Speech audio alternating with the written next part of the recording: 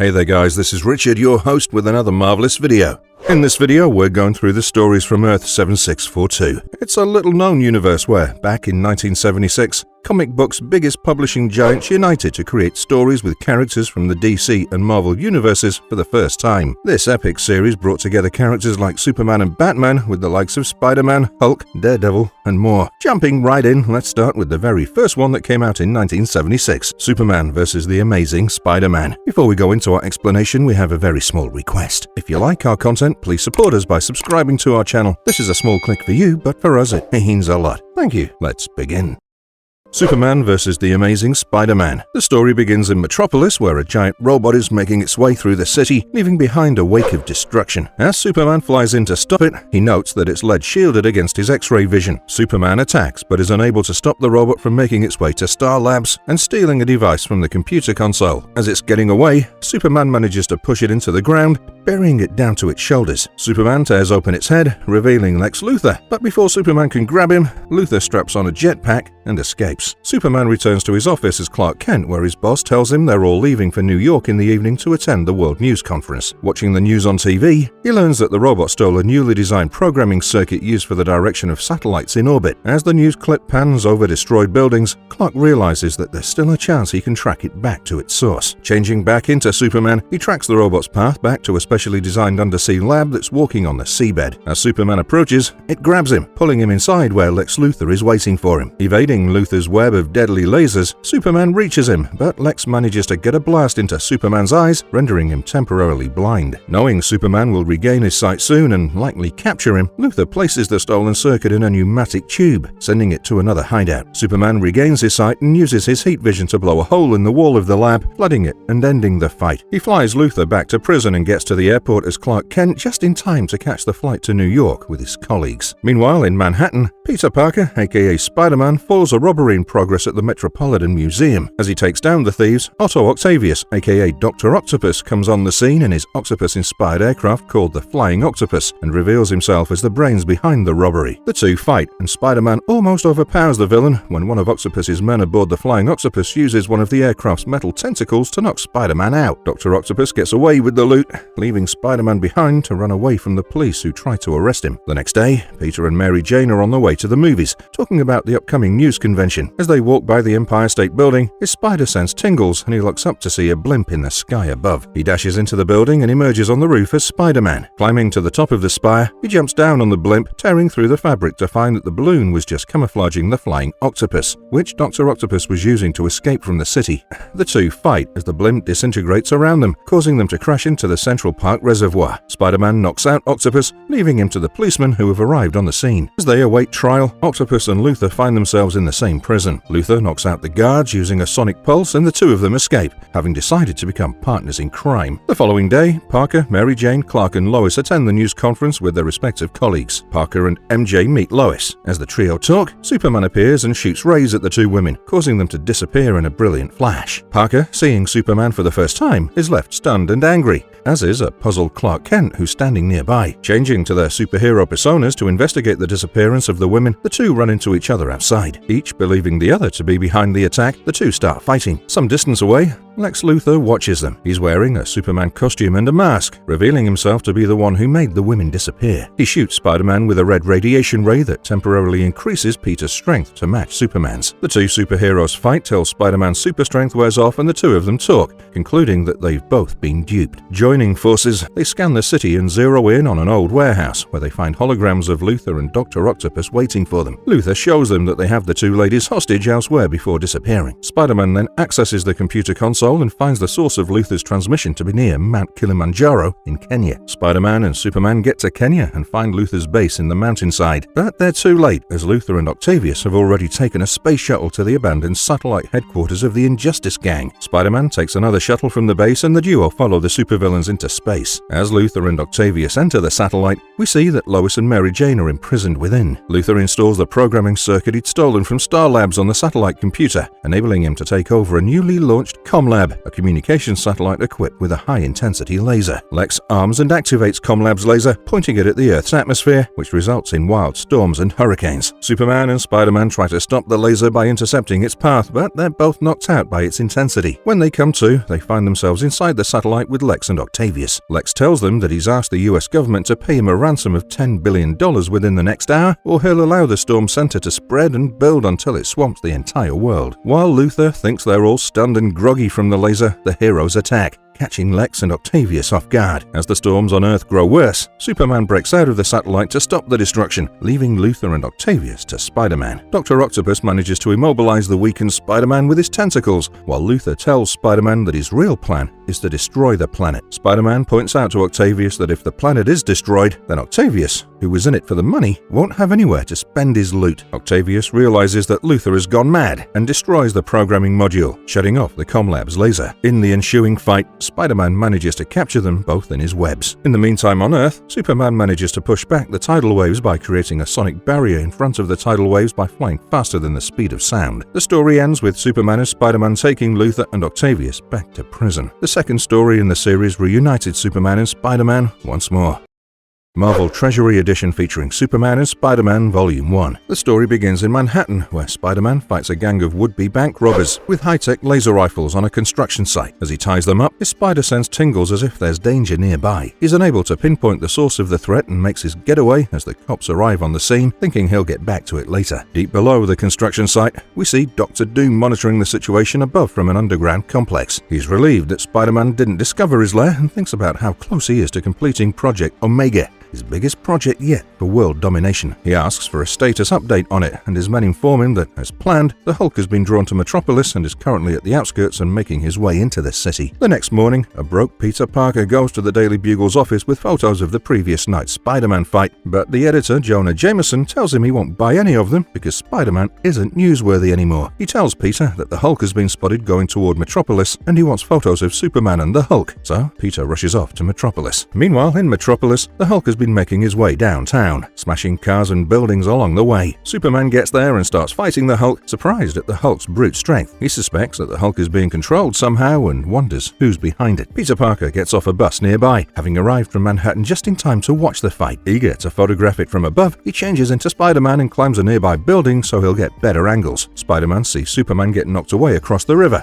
and Hulk starts to smash the ground at his feet. He decides to step in to take on the Hulk himself, but Superman flies back, unharmed by Hulk's blows, and tells Spider-Man to stay back. Superman stands firm, allowing Hulk's blows to fall on him and wear himself out. As the Hulk continues to punch him, Superman's enhanced hearing detects an ultrasonic pulse coming from the air around the Hulk's head. He looks closely, spotting a micro-miniature drone just outside Hulk's ear that's emitting the frequency and destroying it with his heat vision. Hulk calms down and changes back into the harmless Dr. Bruce Banner. Superman leaves after telling the police to hand Dr. Banner over to Star Labs. From the rubble below, the villain, Parasite, emerges. He's weak, but free from the underground prison that was holding him, thanks to Hulk having punched the ground so hard that the shockwaves ripped apart his holding cell. We learn that Dr. Doom had told him this would happen because he'd arranged for the Hulk to strike the ground at a carefully selected spot. The plan had been for Parasite to catch Superman above the ground, clearing the debris and feed off his energy. But with Superman gone, Parasite finds himself weakened. In the crowd around the debris, Peter Parker finds himself suddenly feeling unwell while Parasite finds his strength getting restored. Neither is aware of what happened or why, and Parasite goes off to find Doom. Peter runs into Jimmy Olsen in the crowd and is invited back to visit the Daily Planet's office, where Perry, the editor, buys Peter's photos for thrice the amount the Bugle would have paid him. Peter decides to stay back in Metropolis for a while and work with the Bugle. Superman, meanwhile, learns of Parasite's escape and realizes the Hulk was part of an elaborate plan. He reasons that only two people would be capable of something like that, Lex Luthor and Dr. Doom. Knowing that Luthor is still in prison, Superman visits Doom at the Latvian embassy in Manhattan. Inside, he meets Dr. Doom, who tells him he intends to exert his power and will on the world to create a utopia. Doom invites him to visit Latveria and then doses him with a ray of kryptonite, but Superman wraps himself in lead and destroys the machine, tossing the kryptonite into space. He knows international laws prevent him from capturing Doom on the embassy premises and leaves. Superman goes to Latveria to do a quick scan of the country but sees nothing unusual and leaves, believing his visit went unnoticed. However, Doom's men do detect Superman's presence and spray him with a particle beam that he can't detect. At the same time, Spider-Man patrols Metropolis metropolis and his spider senses tingle above a construction site. He checks it out and discovers a metal trap door that leads him to another of Doom's underground complexes, where he sees Wonder Woman fighting off Doom's men. At first, she thinks Spider-Man also works for Doom, but Peter convinces her they're on the same side. As the two try to fight their way out of the complex, Wonder Woman is struck by a concussion ray and taken prisoner. They put her on a secret underground train to take her to Doom's lair in Manhattan, unaware that Spider-Man has attached himself to the back of the train. Later, as his men unload an unconscious Wonder Woman, Doom tells Parasite of his plans to take over the world by neutralizing all fossil fuels with radiation that'll turn all the coal and oil into sand, leaving him as the sole source of energy on Earth from his powerful fusion reactor. He goes on to say that while most will bend to his will, some would still oppose, and Parasite, once enhanced by the combined powers of Hulk, Wonder Woman and Superman, would become his invincible protector. Doom already has the Hulk and Wonder Woman in stasis and is only waiting for Superman's arrival to complete his plan. Unknown to them, Spider-Man finds his way out of Doom's lair into Manhattan just as Superman gets there. Spider-Man tells him what he's discovered, and Superman tells him to stay back while he deals with Parasite and Doom. Spider-Man doesn't think he's needed, but still follows him back into the underground complex. In the fight that follows, Doom captures Superman thanks to the kryptonite he'd infused onto the suit using the particle beam in Latveria, while Parasite overpowers Spider-Man, absorbing a part of his strength and power. As the heroes await their fate in Doom's lab, Spider-Man manages to use his web shooters to cover an unconscious Superman and then peels it off, removing the layer of kryptonite particles from his skin. A recovered Superman then overpowers Parasite. The fight knocks out the controls of Doom's fusion reactor, setting off a countdown towards an imminent explosion. The story comes to a close as Superman and Spider-Man work together and shut down the reactor just moments before it explodes. The next comic in the series is Batman vs. the Incredible Hulk.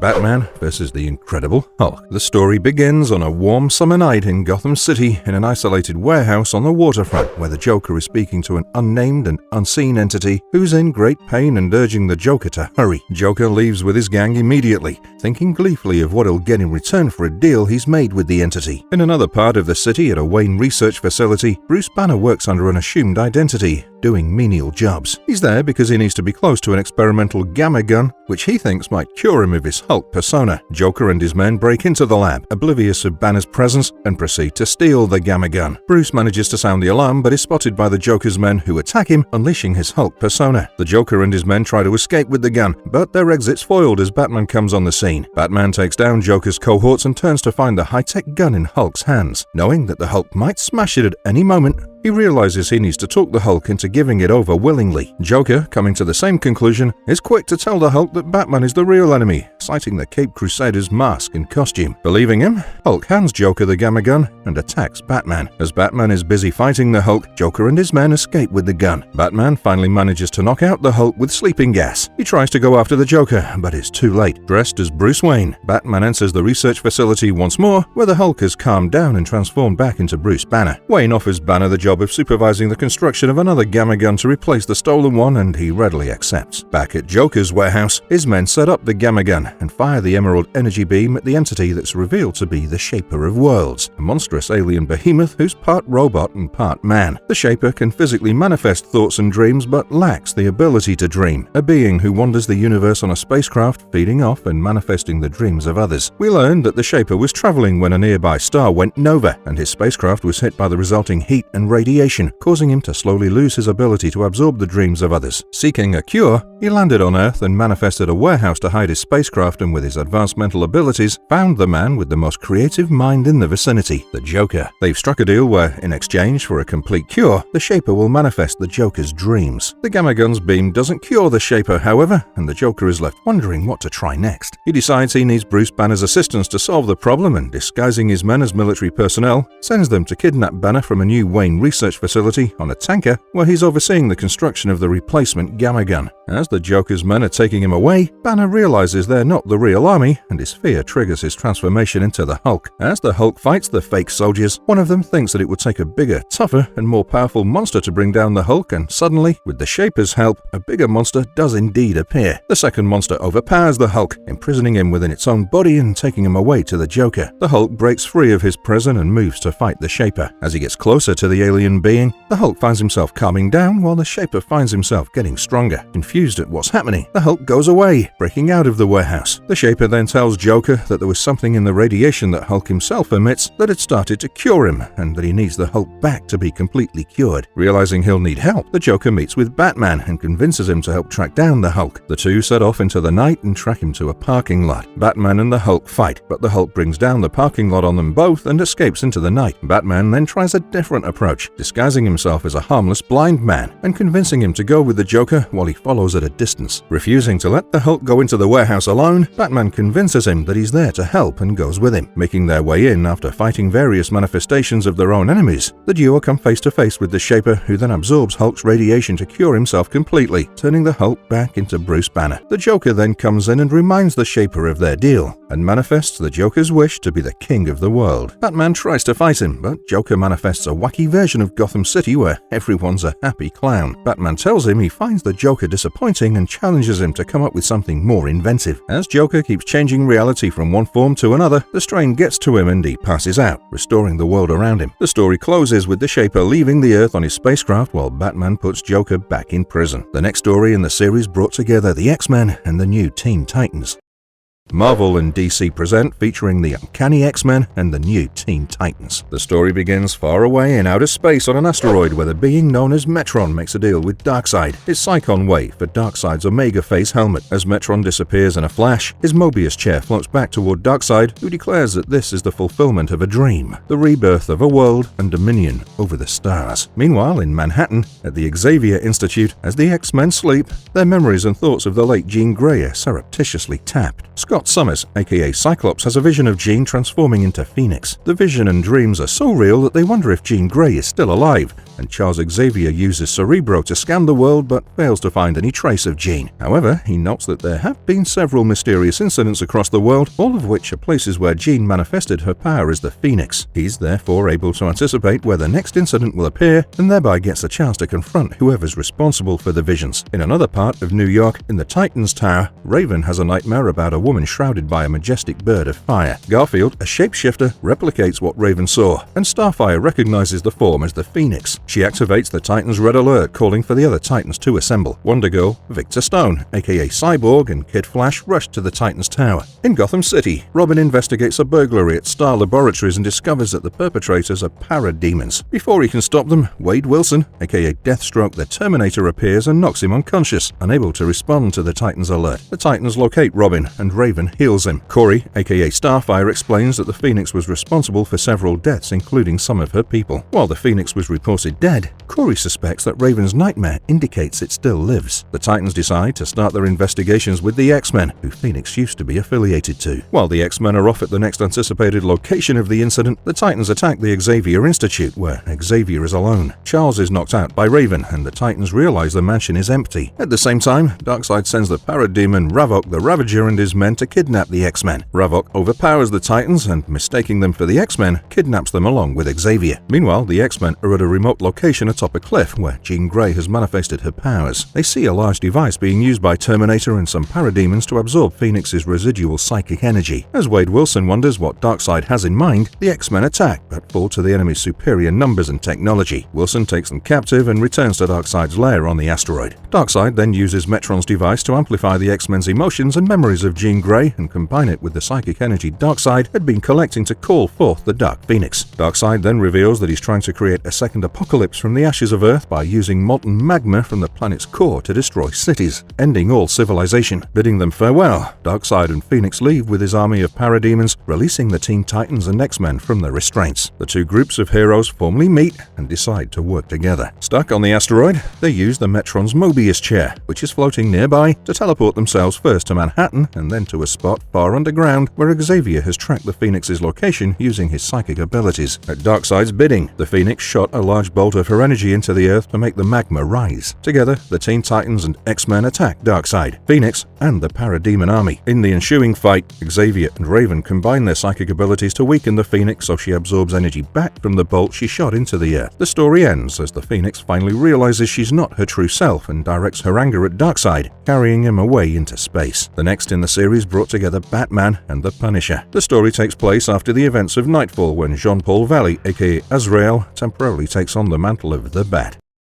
Batman Punisher Lake of Fire. The story starts in the Batcave, where Azrael is alerted by the computer to the theft of a rocket fuel formula from the Pentagon, purportedly by a man named Reimer, who they're unable to locate. Azrael uses the Batcomputer database and finds that Reimer has ties to a local criminal called Tony Bressie. Donning the cowl, Azrael goes off to find Bressie and Reimer. In another part of town, Frank Castle, aka the Punisher, is on the trail of Jigsaw and enters a seedy bar looking for information. He questions the customers and a fight breaks out, which he quickly wins. One of them tells him that one of Jigsaw's men always visits a particular church and gives him the address. Frank notices that the one who talked to him had some papers in a case, and on a hunch they might be important, he grabs the papers on his way out of the bar. Meanwhile, on a penthouse of a skyscraper, Jigsaw and Reimer watch a recording of the Punisher's bar fight. Jigsaw reveals that he planted the information that led Punisher to the bar and had Reimer place a small camera there, knowing that the Punisher would get the church's address from one of his men. Reimer tells Jigsaw that the rocket fuel formula he stole will ignite water, and Jigsaw replies that he'll have proof of Reimer's claim once Frank gets to the church. As the two speak, Jigsaw reveals his plan to burn Gotham's water reservoir, and then forcing the city to pay an inflated price to make repairs via a construction company he recently acquired from Bressie. Frank gets to the church and finds it empty except for a nun who's flinging holy water around. As she walks by, she splashes some on him, and he immediately starts to pass out, realizing that the holy water was actually a drug of some sort. The nun walks out and gets into a car with Jigsaw as the church starts to burn with the Punisher inside. In his weakened condition, Frank is unable to stand up, and just before the flames get to him, Batman crashes down through the roof and rescues him. As Frank recovers, Batman tells him that he recognizes him from the wanted posters, and while he'd come looking for Bressie in connection with the rocket fuel formula, he now intends to turn in the Punisher to the police. Frank convinces Batman that since Bressie is teamed up with Jigsaw, their best shot at capturing them both is to work together. Batman agrees, but tells him that once Bressie's caught, he'll come after the Punisher. Frank tells Azrael that a couple of former KGB agents who were in town might be customers for the rocket fuel, and they go to a Russian bathhouse, a known hangout for the Russian mob, for more information. The two fight with Russian mobsters in the steam room, and while they learn nothing about the KGB agents, Frank uses the opportunity to give Batman the slip. Looking through the papers he'd taken off Jigsaw's man at the bar, Frank finds a penthouse address and decides to go there. Meanwhile, Batman uses his computer database and finds that Bressie's construction company had built a skyscraper, and reasons that since Jigsaw took over Bressie's operations, he might be there. Batman gets there and overhears Jigsaw and Rhymes talking about their plans to use the rocket fuel to burn the reservoir. Batman smashes his way into the room, and in the ensuing fight, Jigsaw gets away while Rhymes tells Batman that he's too late to stop the plot with just 10 minutes to go before the reservoir ignites. Batman rushes to the reservoir with just a minute to spare. He spots a crane and uses a wrecking ball to break the conduit wall just as the primer explodes, spilling the fiery liquid harmlessly into the street. Frank gets to the penthouse and finds Jigsaw there. The two fight, and Frank throws him off the roof, but Batman swings in to save Jigsaw and ties him up before getting to the rooftop to confront Frank. As Batman leaves, the Joker makes an appearance and releases Jigsaw. On the rooftop, as the two vigilantes slug it out, Frank manages to use a gas grenade from Batman's belt on him and escapes. The story ends with Azrael blaming himself for letting the Punisher get away. Next, we have a rematch between the Punisher and Batman. Set a few months after the events of their previous encounter, Frank Castle takes on Bruce Wayne, who's taken up the cowl of Batman once again.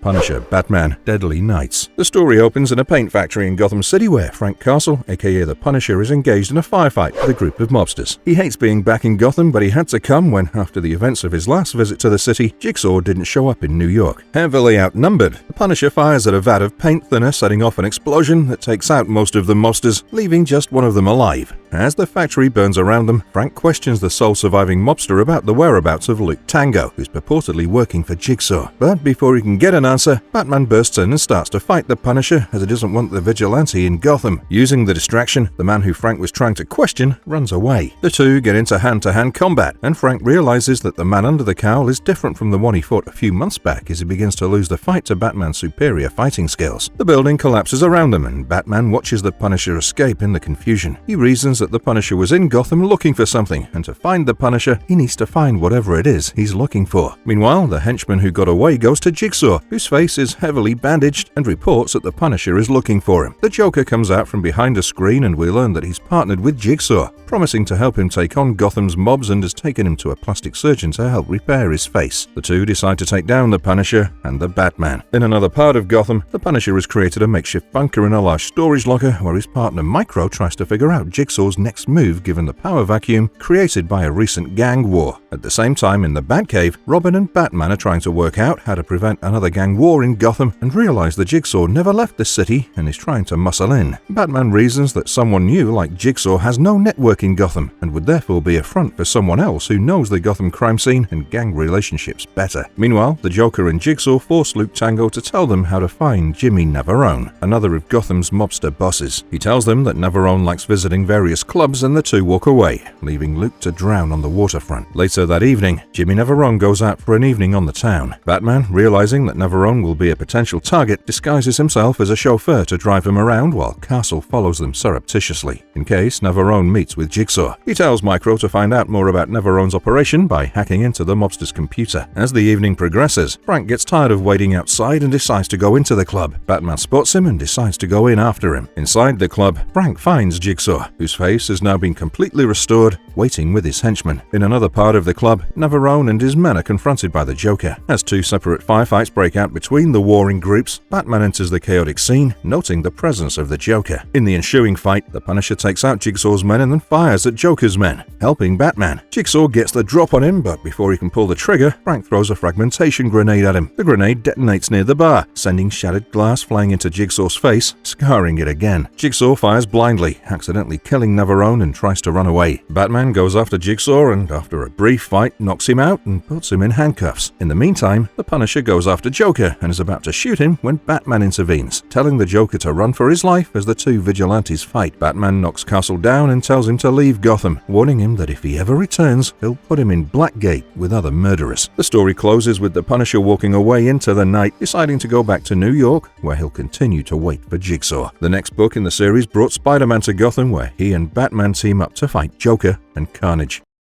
Spider-Man and Batman. The story opens with Peter Parker and Bruce Wayne sleeping in their beds, dreaming of the events that shaped their lives. Parker, aka Spider-Man, dreams of the burglar who killed his Uncle Ben, while Wayne, aka Batman, dreams of the night his parents were shot. Two different men in two different cities whose lives were changed overnight by similar events. A few nights later, Spider-Man is invited to the Ravencroft Institute by his friend Dr. Ashley Kafka, a respected psychotherapist who's trying to cure Cletus Cassidy, aka Carnage, who's being held in a specially designed cage to contain the symbiote. Carnage suddenly breaks out of the cage, but Spider-Man, aided by security guards, manages to get him under control again. Dr. Kafka tells Spider-Man that she believes the only true way to neutralize the symbiote permanently is through Cassidy's mind, but her conversation is cut short by the appearance of another woman, Cassandra Breyer. Breyer tells them she's been appointed by a congressional committee to deal with Cassidy and others like him by inserting a small computer chip into the cerebral cortex, which would alter aberrant brainwaves, making the subject more docile. Kafka argues that the chip would make the subject a mindless drone, but Breyer says it's a small price to pay considering the number of lives that can be saved. Despite Kafka's protests, Breyer conducts the surgery on Cassidy. In Gotham City, Batman falls the Joker's latest plan to infect millions with a deadly virus and takes him back to Arkham Asylum. Shortly after, Cassandra Breyer comes to Arkham, offering to implant the same chip into the Joker's brain to render him harmless. As proof, she brings along Cletus Cassidy, who's now timid and cowed with no trace of the symbiote. A week later, Breyer presents both, a docile Joker and a cowed Carnage, to the press, announcing the success of the new surgical procedure and that she'll be taking them to Washington to meet the president. As they leave the press conference, the symbiote in Carnage re-emerges, telling Breyer that he'd fried the chip inside Cassidy moments after the surgery and that he'd just been playing around with her and waiting for the right moment to escape back into the world. As Carnage turns on the security guards, one of the guards reveals himself to be Batman in disguise, ready to fight Carnage. Holding on to Joker with a symbiotic tendril, he takes Breyer hostage, but Spider-Man appears and snatches her before he can hurt her. Batman and Spider-Man take on Carnage together, but he escapes, taking the Joker with him. Batman then tells Spider-Man to leave Gotham and that he doesn't need or want his help. Spider-Man, however, decides to stick around. Meanwhile, Carnage takes Joker to a warehouse where he uses a thin symbiote fragment to short-circuit the chip in Joker's brain, restoring him once again to his manic self. Joker wants to reactivate his virus plan again, while Carnage wants to kill people immediately. This leads to an argument between the two, and as Carnage attacks him, Joker escapes and blows up the warehouse with Carnage still inside. Batman looks up files on Cassidy and realizes he needs the intimate knowledge of Carnage that only Spider-Man has. He finds Spider-Man, and the two team up to take down the Joker and Carnage. The duo Luthor gets to the burnt-down warehouse and finds Carnage in the rubble. Carnage gets up suddenly, taking Batman hostage and threatening to kill him. Joker appears and tells Carnage that there's no way he'll let him kill Batman or the people of Gotham, claiming that it's his town and his Batman. Holding up the box with the virus, he tells Carnage that he'll release it immediately, even if it kills him in the process of killing the city. Carnage realizes that the Joker is crazy enough to do just what he threatened, and the symbiote releases its clutch on Batman and starts to take on the human form of Cassidy. Batman attacks him while Spider-Man shoots a web to get the box with the virus away from the Joker, before chasing after him. The story comes to a close with Batman knocking out Carnage while Spider-Man knocks out the Joker. The two heroes shake hands as they part as friends. Next up, we see Batman and Spider-Man team up again, only this time it's Batman who comes to New York. Batman, Spider-Man. The story begins with media reports of a series of disasters striking across the world, from earthquakes in India to flooding in the American Midwest to rioting in Jerusalem. The chaos is being called a global apocalypse by religious fanatics who say that only one man can save them, a savior who will soon appear. Meanwhile, in New York, Peter Parker goes out to patrol the night as Spider-Man. He intercepts a payoff in a warehouse and takes down a group of men who work for Wilson Fisk, aka Kingpin. In Gotham, Batman visits Talia, his former lover and the daughter of Ra's al Ghul. She tells him she has business in America and wants to see him. As the two kiss, Batman is attacked by Talia's ninja warriors, but he takes them down easily. Batman realizes that Talia knew the men would be no match for him, and Talia tells him she had to go through the motions of an assassination attempt to ward off her father's suspicions. Batman tells her to leave her father and stay with him, but she refuses, throwing down a smoke bomb and disappears. Batman knows he needs to find her, because he knows she's here on the demon's business and the fate of the world depends on it. Shortly after, in New York, Talia visits Fisk, and we learn that while he's been doing business with the Demon's organization for quite a while, he doesn't seem to know the identity of the person Talia represents. She tells him that her organization has several shipments coming to New York, and for thrice the usual fee, she wants them to arrive safely without interference from customs or any other agencies, including Fisk. Fisk refuses, telling Talia that he's aware that he's been dealing with a terrorist organization, and he had no problem with working with them so long as that terror was outside of his country. But he won't have it in his city. As Fisk leaves the room, we see that Batman has been listening to the conversation from a rooftop nearby. Spider-Man spots him and the two meet. Spider-Man tells him that he's been keeping tabs on Kingpin and suspects that he's involved with some kind of international crime cartel and that he tailed Talia from the airport. They decide to work together again, and Batman tells him about Ra's al Ghul. In the meantime, Fisk sits next to his bedridden wife, Vanessa. Her cancer is in the final stages and she knows she'll die soon. She tells Fisk that she doesn't want any more hospitals or doctors. As Fisk sits in his private quarters, Talia comes in and tells him that her employer can save Vanessa. She goes on to tell Fisk about her father, Ra's al Ghul, describing him as a visionary who seeks to usher in a golden age of peace and prosperity. She tells him that while he's failed in the past, this time he intends to use devices that control weather patterns and manipulate the Earth's tectonic plates to seed chaos and amplify it so that the people of the world look to him as a savior willingly. And his plan for New York is to trigger an earthquake resulting in tidal waves that will sink Manhattan Island. Unknown to Talia and Fisk, Batman has already figured out Ra's al Ghul's plans and that he created the earthquakes and storms to destabilize society. Not believing Talia, Fisk laughs at her, warning her that any move against New York by her organization will be interpreted as a declaration of war. Talia leaves, reminding Fisk once again that her father has the power to cure Vanessa's cancer. Later that night, Fisk looks upon his dying wife and calls Talia and asks about the cure. The next day, Wilson, Vanessa, and a few of his men fly to a remote airstrip in Tibet, en route to meet Ra's al Ghul for Vanessa's cure. Ra's meets them at the airport, welcoming Fisk, and also pointing out that two of Fisk's men are the enemy, revealing them to be Batman and Spider-Man in disguise. Ra's and Fisk escape with Vanessa on a helicopter as the two heroes fight off Al Ghul's men, and the two are forced to follow them on foot. Meanwhile, Ra's al Ghul tells Fisk that he created the virus that mimics cancer and infected Vanessa to lure Fisk there. He also offers to make Fisk his right-hand man after he's conquered the world. Fisk accepts the offer, and Ra's tells him to prove his loyalty by entering a code into the computer to kickstart the disaster in Manhattan. Fisk is about to enter the code when his hand is pulled back by a shot of web as Spider-Man appears, surprising Ra's. As Spider-Man fights the soldiers, Ra's tells Fisk to continue entering the code. As Fisk enters the last digit, the satellite controlling Al Ghul's disaster devices explodes in space. As Spider-Man tells Ra's that his computers have been reprogrammed, Batman appears with Vanessa. Ross attacks Batman while exclaiming that it must have been Talia who betrayed him and gave Batman access to the computers. But Talia stops the fight and tells Ross that it wasn't her. As Ross wonders who betrayed him, Fisk tells him that he knew all along who he was doing business with and secretly amassed details of Ross's operating systems as well as the schematics of the stronghold, knowing he might need them at some point. And when Ross moved against Vanessa, Fisk colluded with Spider-Man and Batman to plot against Ross. Ross is impressed with Fisk's genius and tells them that they are all free to go, and also that there isn't a cure for Vanessa. The story ends with Batman receiving a vial of antidote with a note from Talia telling him it's for Vanessa and Spider-Man, handing it to the Kingpin. The next pairing in the series is among the most interesting ones, as it brings together two of the most powerful villains of the DC and Marvel universes. We're talking about the Dark Lord of Apocalypse, Darkseid, and the Devourer of Worlds, Galactus. The ultimate tale of an unstoppable force meeting an immovable object.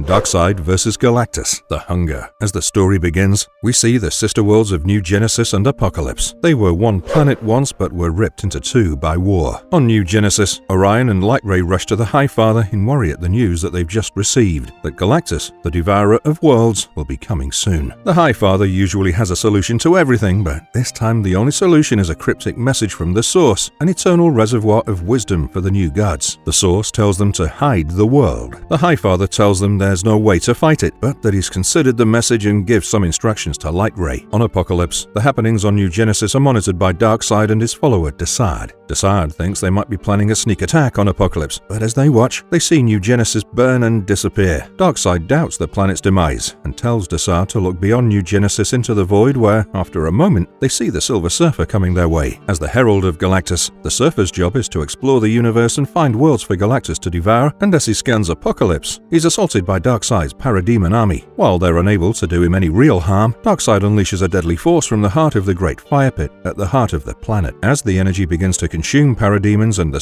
Surfer manages to send a signal to his master, an action that's noted by the Highfather on the now hidden New Genesis. The Highfather tells Orion that all they can do now is to wait and watch, actions which Orion doesn't agree with. Far away in space, Galactus receives the Surfer's signal and starts to make his way toward Apocalypse. Once his giant ship is in synchronous orbit around the planet, he gets to the surface of the planet and begins to construct his energy converter machine, impervious to the Darkseid's continuous bombing. Having failed in his first attack, Darkseid constructs large robots that strike at Galactus, not doing any serious damage, but still managing to bring him to his knees. As Galactus gets up again, the Silver Surfer bursts forth from the fire pit and takes on Darkseid's robots, leaving Galactus to continue his work of setting up the machine. On New Genesis, the Highfather and Orion watch the battle on a screen. The Highfather tells Orion that they need to stand and watch while Darkseid is eliminated by Galactus, but Orion says it's not the warrior code to just stand by and goes off to join the fight. Orion takes on the Silver Surfer but ultimately falls to the Surfer's greater power. The fight, however, stirs some faint memories in the Surfer, and he reveals that he believes he was created by Galactus. Darkseid, however, knows that the Silver Surfer is a being called Norrin Radd from the peaceful world of Zenn-La, who, in exchange for Galactus sparing his planet, serves as his herald. Darkseid realizes that Galactus must have tried to erase Radd's memories to spare him the pain of his actions. As Orion lies dying from a fatal blow, Darkseid sneaks up on the Silver Surfer and places a device on him, which brings back Radd's memories of Zenn-La and the guilt of the role he's played in destroying so many worlds. Meanwhile, the angel, known as Black Racer, who collects souls of fallen gods from battlefields, arrives to take Orion, but the Silver Surfer gets in his way, telling him that he'll not see Orion die that day, and Orion's mother box manages to restore him to his full strength, bringing him back from the brink of death. As Galactus continues assembling the energy converter mechanism, Darkseid uses his Omega effect beam, but Galactus is unaffected and blasts him back. He then takes the Silver Surfer and wipes his memories again, telling him to keep Orion away while he finishes the machine. Orion tells the Surfer that he owes him his life and won't fight him till that debt is repaid. Orion then goes away and helps Darkseid get out from under the rubble where he was buried. Darkseid brings down the Silver Surfer, but Galactus has already finished his work and turns on the machine, which is supposed to suck out the life force from the planet. However, the machine fails to do so, and Galactus realizes that Apocalypse has no life energy at all and is therefore useless to him. Darkseid explains that Apocalypse lost all life energy when the planet split. Galactus then asks him why he fought and stood in his way at all, and Darkseid tells him that he did it simply because it was in his nature to protect what was his, just as Galactus devours planets because it's in his nature to do so. The story comes to a close with Galactus and the Silver Surfer leaving Apocalypse. As Darkseid watches them leave, Darkseid asks Darkseid why he didn't tell them about New Genesis, and Darkseid tells him that it's his prize for the taking, not Galactus's. Next in the series, series, Daredevil and Batman reluctantly team up to take on Two-Face and Mr. Hyde, who have set their sights on capturing a deadly new technology.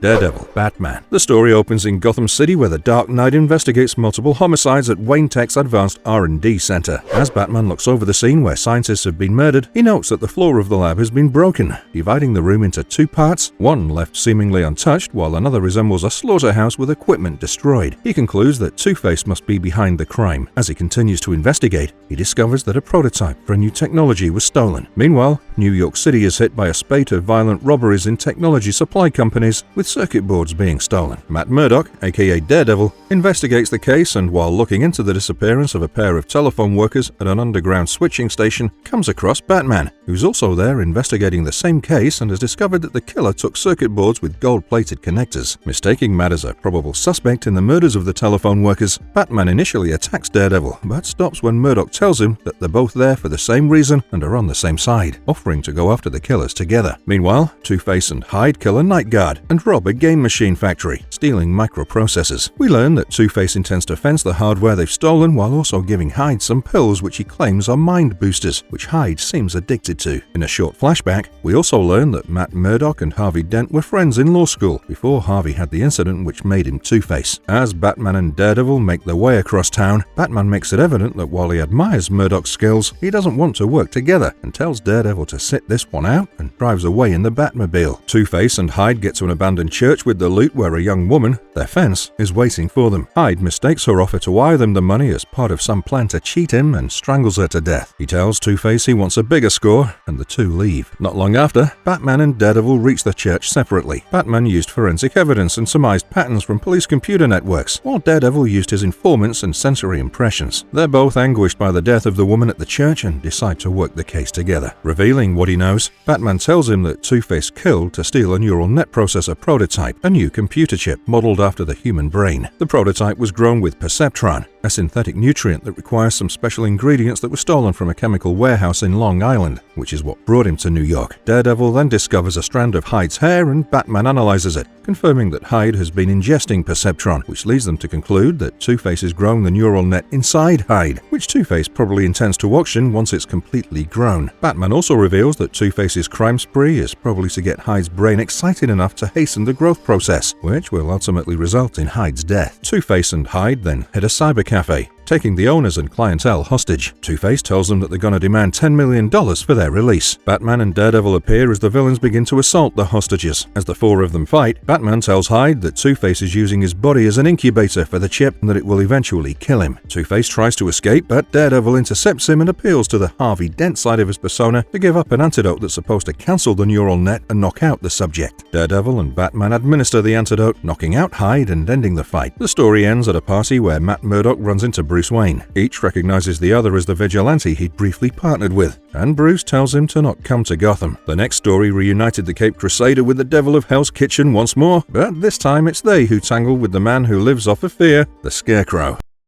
Batman, Daredevil, King of New York. The story begins on a rooftop in Gotham City. Catwoman has stolen a file on Wilson Fisk, aka the Kingpin, from the law offices of Shane, Murdock, and Nelson in Manhattan, and is about to hand the case to two men when Batman and Daredevil jump into the scene. As the heroes fight the two men on the roof, Catwoman escapes with the case. As the two of them follow her, Matt tells Batman that she's stolen data on the Kingpin, and he's here to find out why someone in Gotham would be interested in Fisk. The two decide to work the case together as partners, and they continue on Catwoman's tail, using a tracker that's in the case. Their trail ends when they find that the tracker has been placed around a cat's neck, with no trace of the Catwoman. Elsewhere in Gotham, Catwoman hands the suitcase over to the Scarecrow. Batman brings Daredevil to the Batcave, where he analyzes his gauntlet for traces of the thug's sweat and body oils, and finds that they were subjected to fear gas, pointing them to Scarecrow as the suspect. The two of them step out into the night again to track down Scarecrow and get a tip on a truck delivering something for him. They track down the truck and find toy scarecrows in the back. Realizing it's a trap, they jump back just in time to avoid being killed by the exploding toys. The truck driver gives them the delivery address, which is a warehouse in Manhattan. Meanwhile, at the Manhattan warehouse, a similar truck enters and Kingpin's men move to unload it quickly, but find the Scarecrow in the back along with large gas canisters. As the men pull their guns out, Scarecrow points out that these are the same guns from his last shipment, and he lined them with a specific gas that makes its victims more open to suggestion and control. He then hypnotizes them into believing they work for him and that Kingpin is their sworn enemy. While it works on most of them, there are a few men who remain unaffected, but they're killed immediately by the others. However, 2 of the unaffected men pretend to be hypnotized and report back to Kingpin that Scarecrow has taken over his entire operation, crowning himself the King of New York now. One of them hands over a box to Kingpin, but suspecting a trap, he throws the man in the box out the window,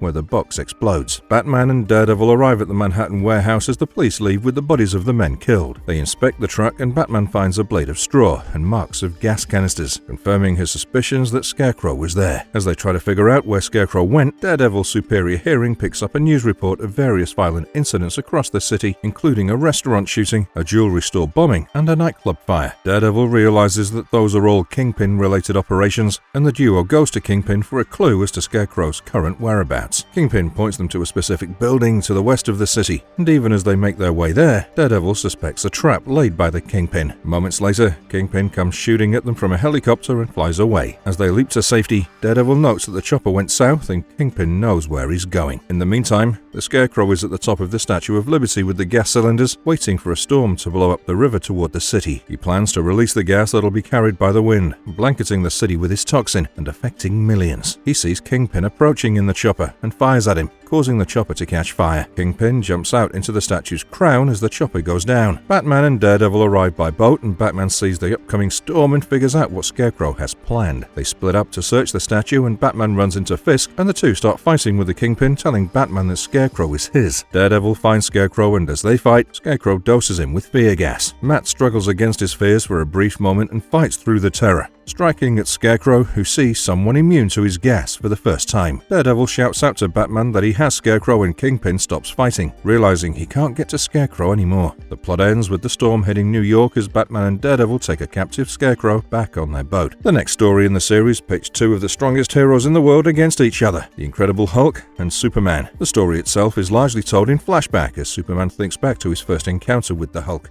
Incredible Hulk vs. Superman. The story starts with Lois Lane just starting to watch a documentary on TV about the Hulk. She and Clark are married and living happily. Clark, in his Superman persona, is back home early for a change, and the two sit back discussing the first encounter with the Hulk. Superman wishes he could have done more for him all those years back. It was a time before he and Lois had started dating, and before it was public knowledge that Bruce Banner was the Hulk. The story then flashes back several years to Bruce Banner waking up from a nightmare about the Hulk. He was asleep in his cave laboratory, and his friend Rick Jones came rushing in, saying he heard his screams. Rick holds a device that Banner was using to study the Hulk and begins to speak about how they now have the Hulk under control when Banner transforms into the Hulk and rushes out of the cave, bounding away from Jones. At the same time, Clark Kent is interviewing a professor about a new seismograph that could enable them to better predict earthquakes. As they speak, the machine spews out a graph indicating a series of minor tremors moving across southern New Mexico toward Arizona. Clark immediately decides to investigate the matter as Superman and leaves. Meanwhile, the Hulk crashes a barbecue party in Arizona, eating up all the food as the guests hide in terror from the green monster. Superman arrives on the scene, and the Hulk punches him and throws him into outer space. By the time Superman gets back, the Hulk is gone, and Superman loses his trail. Going back to Metropolis, he goes to the Daily Planet disguised as Clark Kent and starts to look up incident reports from New Mexico, noting a pattern. Lois Lane notices him researching the Hulk and thinks he's onto something big. Wanting to break the story herself, she tells Perry, the editor, that she wants to do a story on the Hulk, and he agrees. Clark goes to Perry for the same assignment, but Perry tells him he's already assigned Lois to the story, so Clark pitches a different story, one that involves interviewing Dr. Bruce Banner, who was once assigned to track down the Hulk. Perry agrees, and Clark follows Lois to New Mexico. As Lois interviews people who have had encounters with the Hulk, she notes that a lot of them mention Rick Jones, and she decides to track him down. Rick, in the meantime, tries to track down the Hulk. He sets up the device he was carrying earlier, and it projects a hologram of the Hulk standing on the side of a mountain, attracting the attention of the real Hulk, who charges at the image thinking there's an imposter Hulk. Rick quickly shoots a pill down the Hulk's throat that causes him to transform back into Dr. Banner. Rick tells him that General Ross has been looking for Banner because some VIP has flown in to meet him, and the two leave in Rick's car for the base. As Banner is walking into the base, Clark meets him and tells him he wants to talk about his work, but the two are soon interrupted by General Ross, who introduces him to the VIP who wants to meet him, Lex Luthor. Luthor is accompanied by the General's daughter, Betty Ross, and his associate, Apperson. Luthor takes Banner away, telling him he's particularly interested interested in the gamma ray research, and Clark wonders what Lex is up to, knowing Luthor's hate for Superman. Lois catches up to Rick Jones at a diner, but when she says she's a reporter, Rick makes an excuse and goes away. She turns to find Superman has arrived at the diner, and he tells her he's there to track down the Hulk, and also that Clark Kent and Lex Luthor are in town before flying away. Banner shows Lex the gamma gun, while Happison surreptitiously looks at the gun's controls. Luthor offers Banner a job at LexCorp and leaves the base with Happison, who informs him that he's managed to get photos of the gamma gun's control surfaces. Lex tells Happison to procure certain items and that he intends to use the Hulk's strength and Banner's genius against Superman. That evening, Lex hosts the General, Betty, and Banner at his villa. Lois, watching them from a distance, decides she needs to warn Betty Ross about Lex Luthor. As his guests depart, Lex calls Happison, who tells him that Operation Decoy is ready to go as per his instructions, and also that Lois Lane and Superman have been seen in the area. Lex also notes that Banner is attracted to Betty and decides that she'll be the tool by which he can control Banner and maybe even the Hulk. The next day, Lois catches up with Betty Ross, and as the two drive, Lois tells her about Luthor and asks her about the Hulk. As the two women talk, the Hulk appears on the road in front of them and takes Betty away after smashing Lois's car. As the police get to the scene of the incident, Lois calls Clark to tell him about the incident. Clark's interviewing Banner when he takes the call and informs him that the Hulk has kidnapped Betty Ross. As Clark rushes off to change into Superman and check on Lois, Banner runs away with Rick and changes into the Hulk to check on Betty. The Hulk sees Betty on a hilltop, with another Hulk standing over her. He attacks the imposter and tears it apart, revealing the imposter Hulk to be a robot. Meanwhile, Superman arrives on the scene and sees Hulk near Betty. Fearing for her safety, he hits the Hulk hard and fast, ensuring the green monster lands far away. He goes back to check on Betty and notices the robot Hulk's parts on the ground, concluding that the robot was the imposter Hulk who kidnapped Betty. Realizing that he'd made a mistake in attacking the Hulk, Superman goes back to find him to try to make amends. But the Hulk is in no mood to listen and the two fight. General Ross brings out the army to take down the Hulk, but none of it makes a difference. Then Luthor arrives and convinces the General to use the gamma gun on Hulk. In Banner's absence, Happison operates the gun and the gamma beam hits both Hulk and Superman. Shaken by the attack, the Hulk finally listens to Superman, who tells him that Luthor must be behind it all. The two then work together as Superman throws the Hulk back to the army base where the gamma gun is overheating and about to explode. Hulk breaks into the lab as Luthor, Ross, and Happison run out. Inside the lab, the Hulk absorbs most of the explosion, saving the base and everyone around. Outside the base, as Rick wonders if the Hulk survived the explosion, Banner appears and tells him the Hulk forced open an emergency access tunnel at the last moment, and the energy released from the gun changed him back. The flashback ends with Lois and Clark back at the office, where Lois shows him her story on Superman versus the Hulk. Cutting back to the present, Superman and Lois continue to watch the documentary, which shows Bruce Banner marrying Betty Ross. Superman comments on how difficult it must have been for Banner to have lived with his identity as the Hulk and how things got worse for him when his secret became public. Lois comments on how it all ended on a sad note and that the couple deserved better. Superman nods and wonders where Banner is now and how he's holding up. The story ends with Banner looking at TV screens in a shop window playing the Hulk documentary. The narrator talks about how the curse of the Hulk continued to haunt the young couple and Betty succumbed to radiation poisoning. Banner walks away alone into the night as the narrator on TV says Dr. Banner's current whereabouts are unknown. The final story in the Earth 7642 series united the New Avengers with the Transformers.